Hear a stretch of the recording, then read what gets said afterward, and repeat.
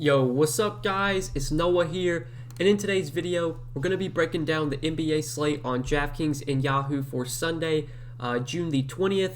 Now, we do have a two-game slate today, which is kind of surprising, just because I didn't think we were going to have another two-gamer for the rest of the season, but because the Sixers and Hawks series is going 7 games because, the Sixers were able to win on Friday, they're going to play again on Sunday, and then we do have the start of the Western Conference Finals. The Clippers and the Suns are also playing Sunday, so we got a two-game slate today. This will definitely be, though, our last two-gamer of the year for sure. After this, I'm pretty sure we're just going to have one game a day moving forward. Draftkings, they'll still have the two-day slates where you can play, Sunday, Monday, Monday, Tuesday, but I normally don't play those, and the contests, they offer for those aren't that great. But yeah, guys, two-gamer today. We'll talk about these two games, go game by game.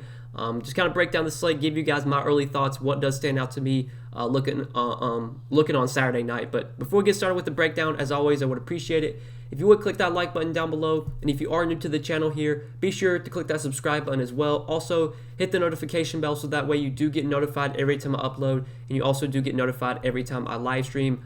And also, I want to mention PrizePicks, sponsor of the channel, sponsor of this video. If you guys have not checked out PrizePicks yet, be sure to sign up. Link down below in the description. Use promo code Noah. PrizePicks is a new way to play DFS. I'm sure a lot of you guys have heard of PrizePicks. Just watching maybe other DFS content providers. PrizePicks is working with a lot of guys as well.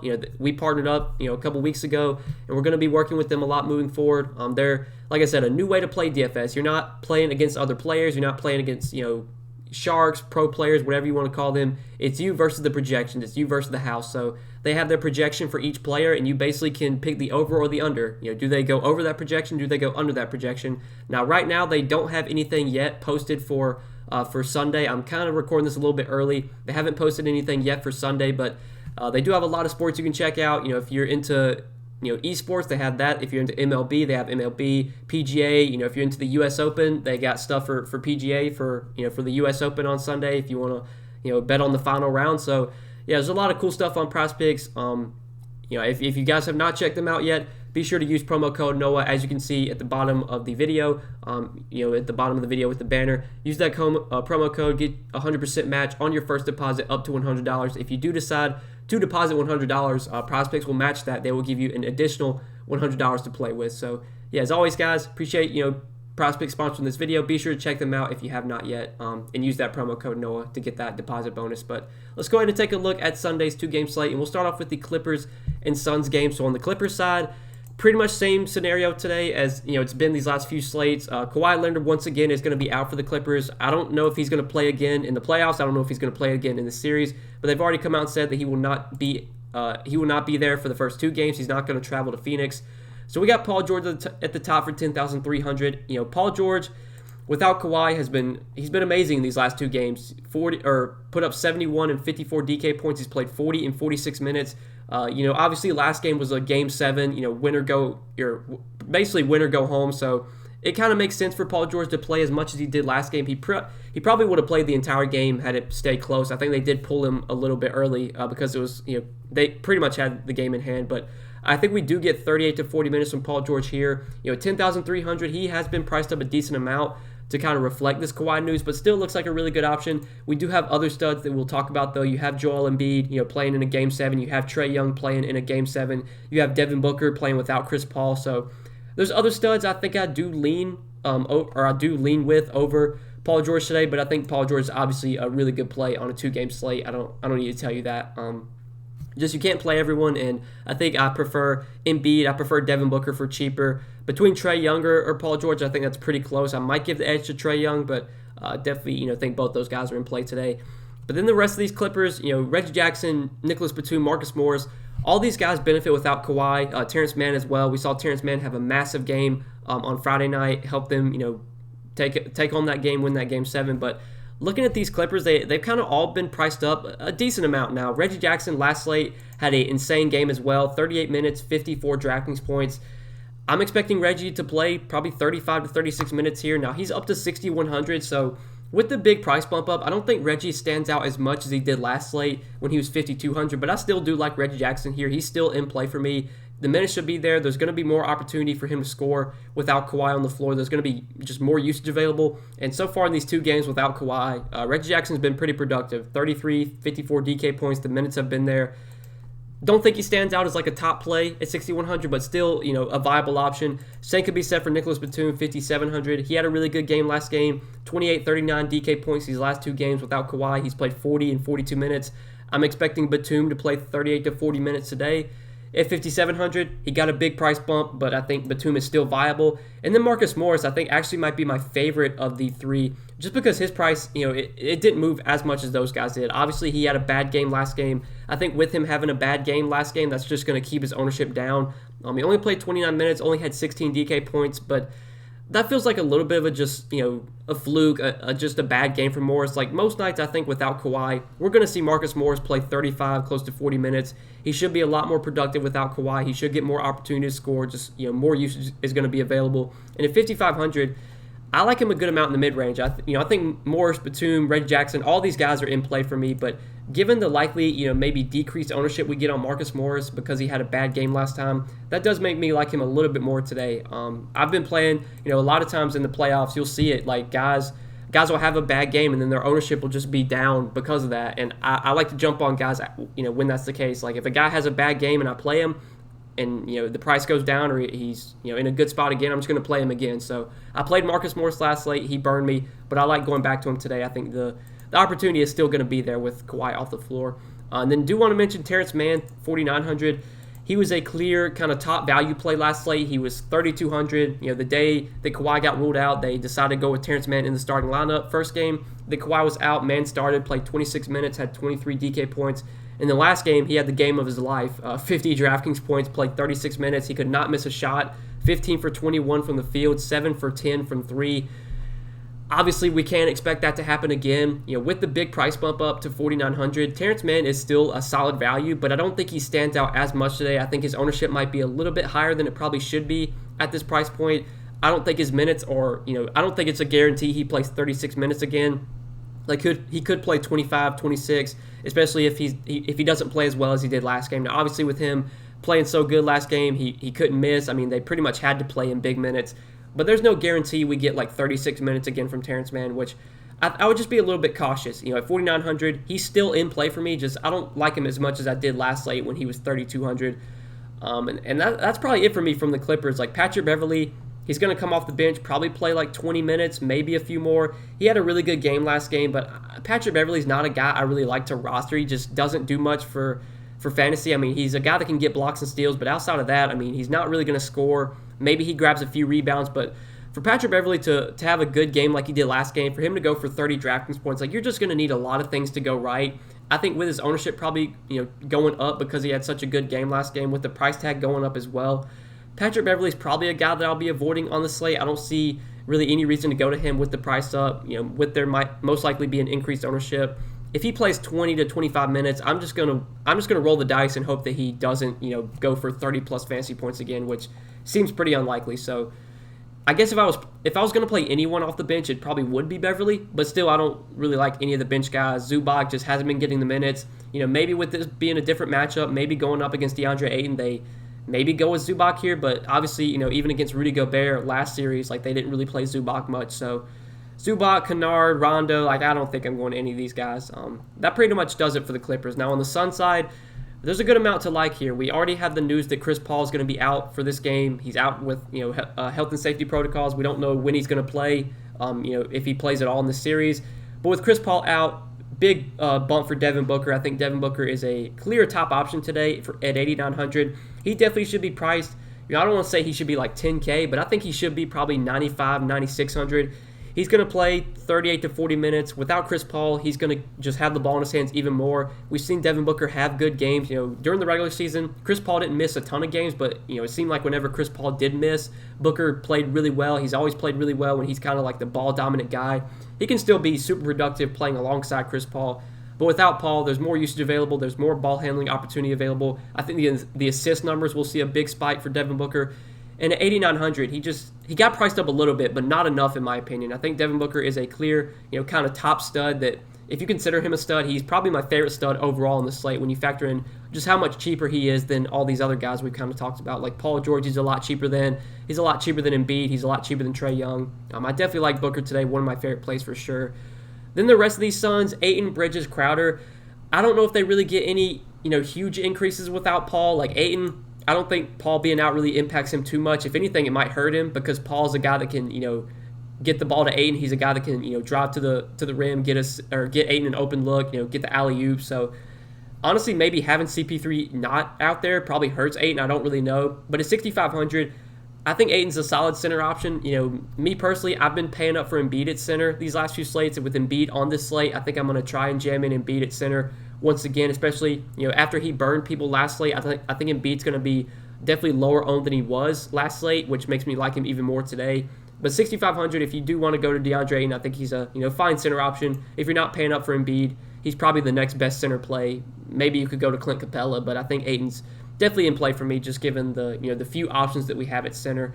But then, like I said, Bridges and Crowder, I don't know if their role really changes too much without Chris Paul. Maybe Mikal Bridges gets a little bit of a boost. We've seen Mikal Bridges kind of have these random ceiling games where he goes for 20 points, 6 rebounds, 6 assists. Like, maybe we get one of those random ceiling games from Mikal Bridges, but at 5,400, he does feel priced about right. We do know, though, he's going to play a ton of minutes. He should play 35, 36 minutes here. Definitely in play for me. Same with Jay Crowder. Between Crowder or Bridges, I've kind of been going with Crowder so far. Like, whenever the Suns play, I normally go with Crowder over Bridges. It's really a coin flip between the two. Both guys project very similarly. Both pretty much do the same thing. They're kind of 3-and-D guys. They don't really do too much outside of that, but both are in play because they're going to get the minutes. I think Crowder plays 35, 36 minutes. I think Bridges plays 35, 36 minutes.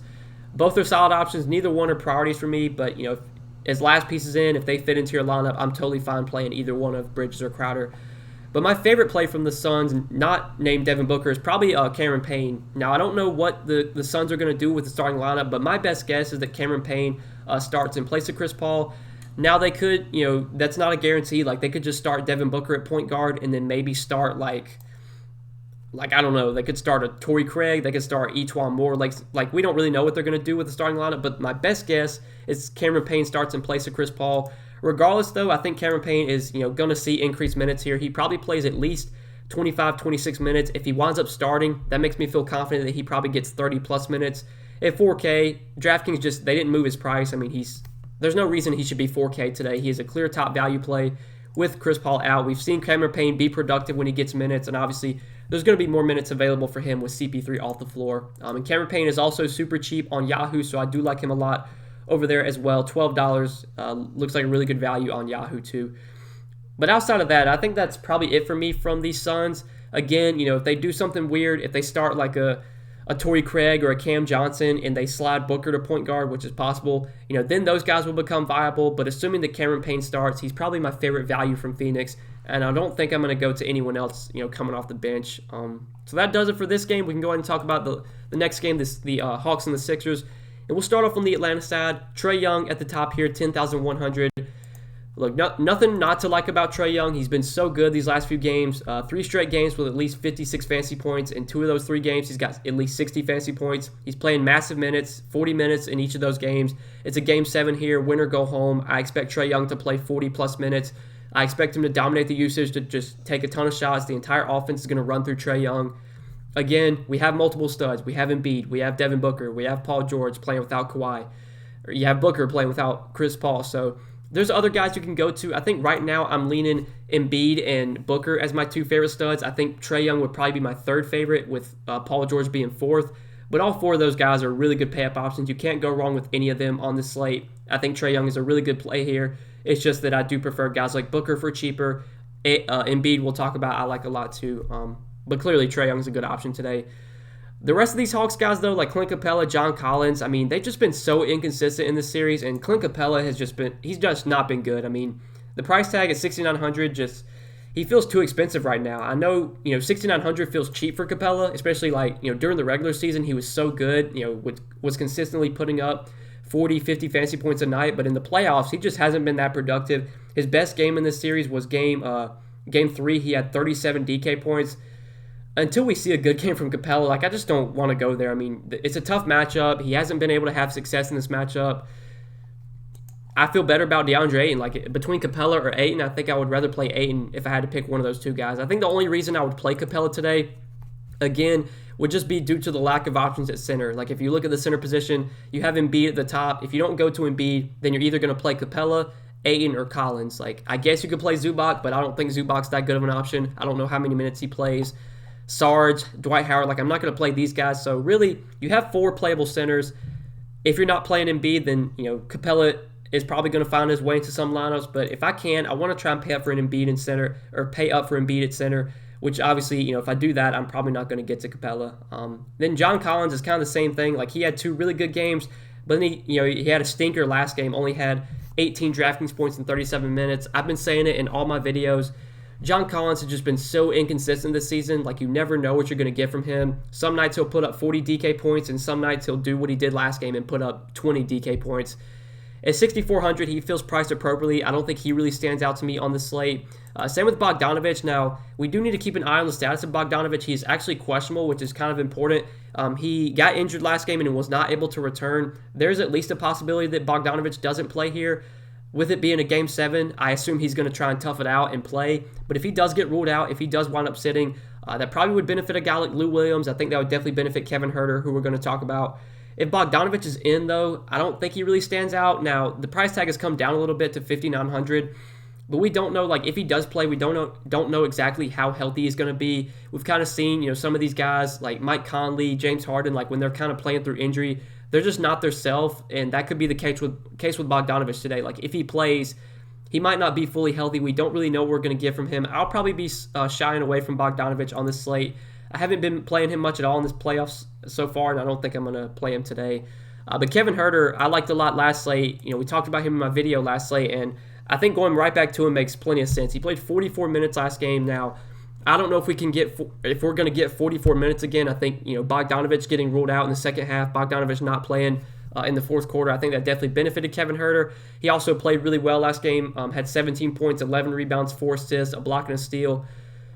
But I think the minutes should be there. I mean, we've kind of seen with DeAndre Hunter out, with Hunter done for the season, he's really the biggest beneficiary has been Kevin Huerter. He started, I think, 4 or 5 games ago. They finally replaced Solomon Hill and went with Kevin Huerter over Solomon Hill in the starting lineup. And since they made that change, I think Huerter played 35 minutes or 36 minutes in the first game he started. Then he got in foul trouble. He's been in foul trouble in like 2 of these last 4 games. One of those games he couldn't make a shot. Like this game he shot 0 for 7, 0 for 4 from 3. This game he was in foul trouble. He was okay, had 23 DK points in 35 minutes in game 4. But last game we kind of saw the upside Huerter has. Now obviously I'm not expecting Huerter to put up 40 DraftKings points again, but I think the minutes will be there. I think if he's playing well, he has the potential to play 38 to 40 minutes. I think if Bogdanovic gets ruled out, that just makes me like Kevin Huerter even more. At 5,200, he did see a nice price bump up, but I think he still looks like a really good option today. Maybe if Bogdanovic plays, maybe that'll take me off of Kevin Huerter, but for now, I think at 5,200, he looks, like a very solid small forward option. And on Yahoo, he is super cheap at small forward. Definitely think he stands out as a clear top value. $13 on Yahoo. I like him a lot there at the small forward position. But Gallo at 4,700, like another guy that's just been inconsistent. Some nights he'll play 22 minutes. Some nights he'll play 30. My best guess is we get anywhere from 25 to 30 minutes from Gallo. He's been inconsistent, but we know he has upside. He can make threes. He can rebound pretty well. He's a risky value, but I think still playable at 4,700.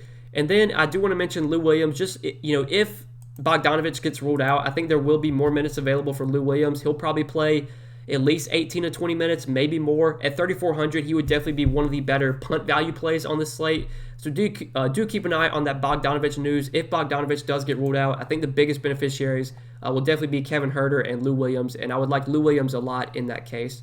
But that does it for Atlanta. We'll go ahead and talk about the Sixers now real quick before we do end the video.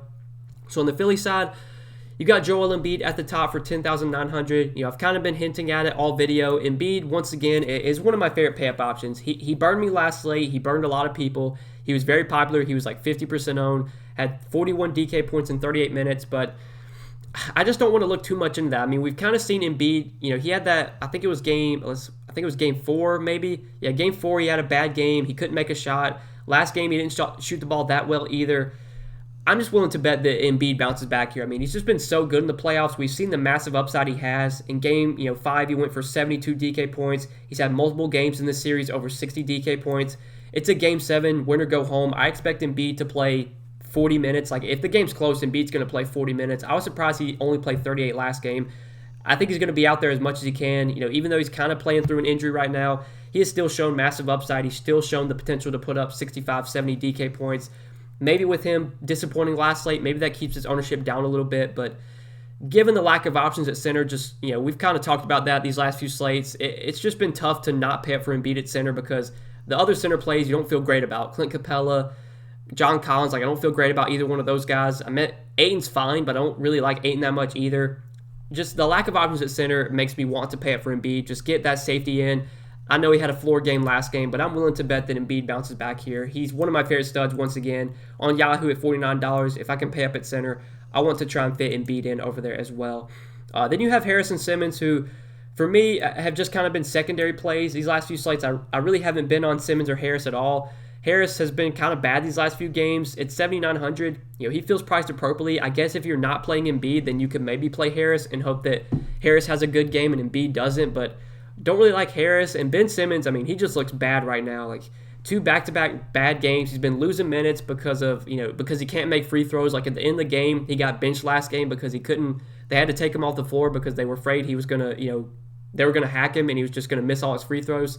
He got limited minutes also because of foul trouble, but I don't know what to think about Ben Simmons right now. We know the upside is still there, but he's just been really struggling. The price tag is still kind of up at 7,700. Like, neither one of Harris or Simmons I really like that much.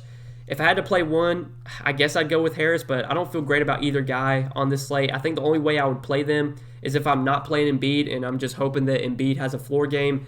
Maybe that'll mean that Harris or Simmons does well, but even last game, Embiid had a floor game and Harris and Simmons were both pretty bad too. So I just don't think I'm going to go to either one. Seth Curry, been playing really well, but the price is way up there now. He's almost 6K. Like, he's going to play a ton of minutes. He's been playing really well. He's been kind of their number 2 scorer behind Embiid so far. Like, he's been really good these last 2 games. Again, 38, 39 minutes. I expect Curry to play 35 to 40 minutes here.